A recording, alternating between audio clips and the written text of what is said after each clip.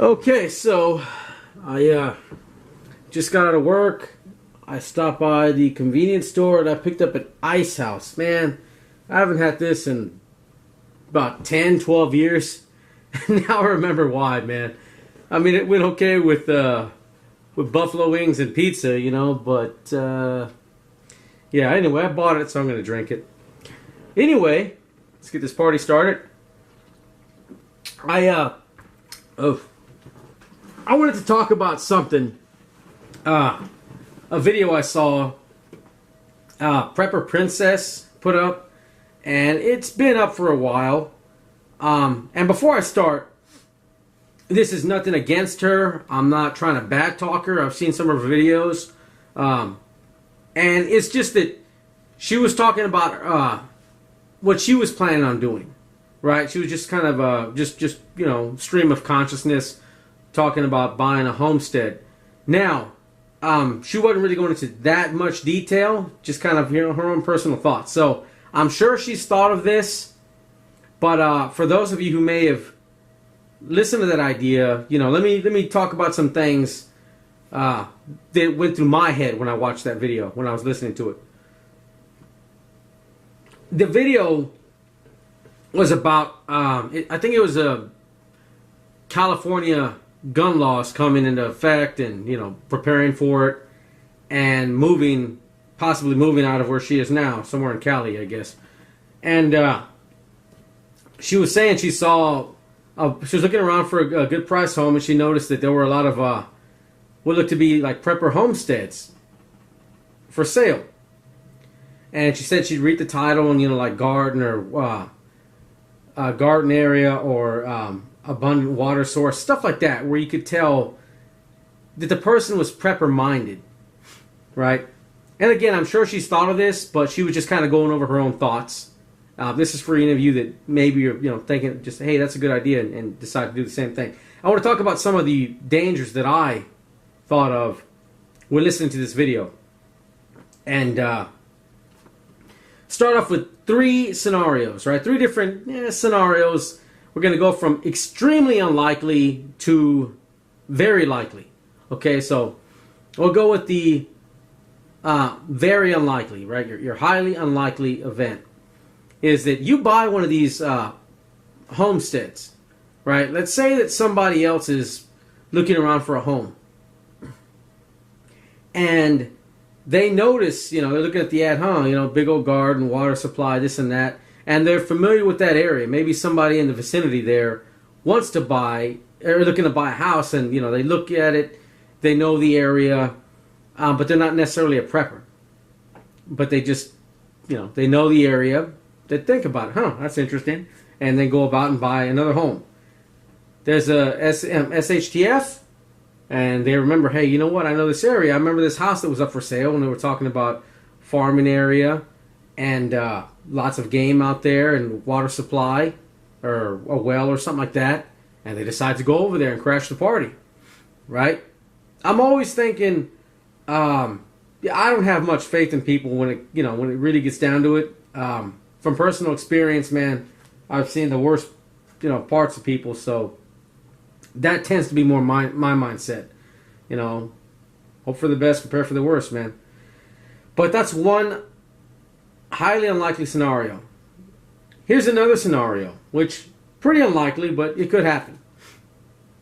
If y'all remember Doomsday Preppers, the big guy, there was a big white guy, country boy, who was arrested. I forget if he was a sex offender or into drugs or something, but one of the two. And he was arrested because he was on TV with firearms. He wasn't allowed to handle firearms. So he gets busted for that and gets locked up. And I remember somebody telling me, you know, somebody in my group, that guy, when he was arrested, they said there were like 50 give or take, people behind him. I'm not sure if the guy was a leader or not, but just think about it. An idiot like that, who believes he's going to put body armor together superior to the military's out of shit he found in the junkyard, right? That was the guy's mentality. And he tested it with 22, and then he's ready to go against, you know, bust into somebody's house with an AR, AK, or, you know, some 308 or something like that, you know, because he tested it with a 22. Yeah, man, I don't know about that. But the idea is that there were 50 like-minded individuals with this fool. So I'm just thinking, you know, put yourself in that situation. Let's say, because, you know, odds are I'm not that kind of person. And, you know, I'm hoping you guys aren't that. I mean, there's probably one guy out there, two guys, you know, looking at this video trying to learn tactics from other people. But for the honest folks, put yourself in that situation. Let's say you're looking to prey on other preppers, because he said it was easier to take from others than to prep for himself. So somebody in that kind of group in that area would probably, you know, hey, look, okay, let's do different things. You know, somebody searching for area like that, right? Somebody looking for homesteads or something in a certain vicinity, right? Unlikely, but if that idiot had 50 people behind him, then it's not, you know, implausible to think, hey, that could happen, right?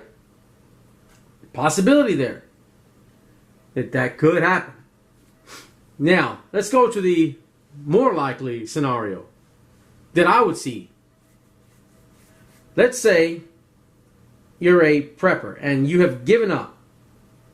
There's a lot of people, you know, Trump won and they're giving up prepping. We'll talk about that in a second. First, let's go over the situation I see here, right? Let's say one of these preppers gives up. They want these people, okay, Trump won and things are going to be okay. I don't need this homestead anymore. I'm going to sell it.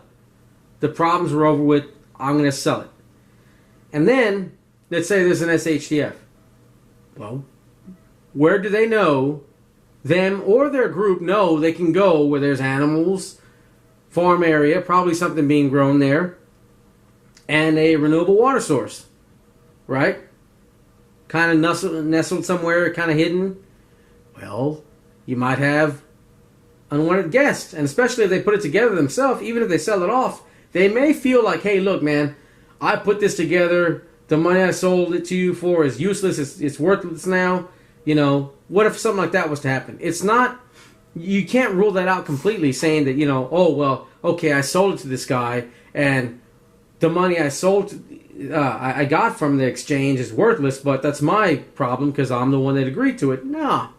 When it's life and death situation, they may decide, you know what, hon, you know, or their group or whatever, hey, look, let's go back. We know what's out there. We set it up. You know, maybe we're not going to run them off, but we're going to stay there. And there's not enough, you know, resources for that many people. But they decide, hey, look, you know, we built it. It's always going to be partly ours. And they show up. You know, what if they don't want to leave, right? That may be a problem. So all these preppers that are giving up, selling that area, it's not like they're going to forget where that is. So let's just say you're thinking about buying one of these homesteads.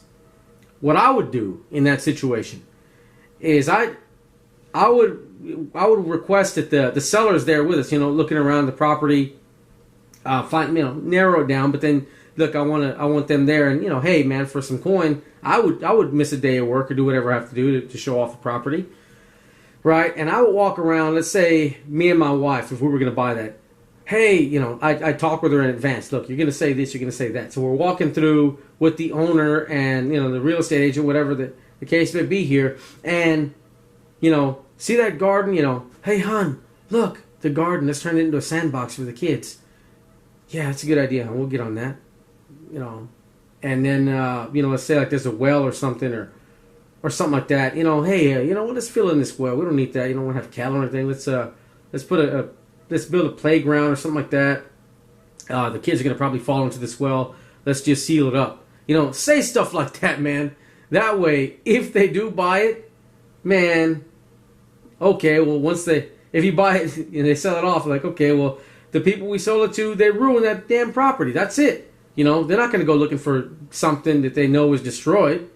Or, I mean, they might, but, you know, if you really make it convincing, man, you know, it's like, oh, we don't need this garden, you know. What's all this for, you know? Say you're going to turn into a flower bed or something. I don't know, man. But, you know, just come up with things like, you know what, I don't need this crap. like the house, but I don't know about all this other stuff, you know. We just want to live out here in peace and quiet. And something like that. Just my thoughts on it. When I was listening to it, that's what I thought. Hey, look, maybe I ought to think about buying a homestead. And then, wait a minute, you know, if I do that, something happens, I'm going to have uninvited guests because they will not just forget about it. They will not forget about it, man. And that's just the way it is. Now, for those people out there that believe that, you know, just, okay, Trump won, and, you know, you think that the problems are over with, I mean, are you really going to put your family's life, their safety and well-being on faith in one guy? Right? I wouldn't, man. I mean, for all you know, I mean, look, anything could happen. He could die of natural causes. He could get whacked. He could get impeached. He could, I don't know. He can just, you know, resign. Hey, I've had enough of this crap. And you never know, man. I mean, it hadn't happened before, but you never know. You're going to put your family's life on one guy. Man, let's just say for argument's sake, okay, somehow he got elected. Now all our massive debt goes away. All our manufacturing that's gone, it comes back.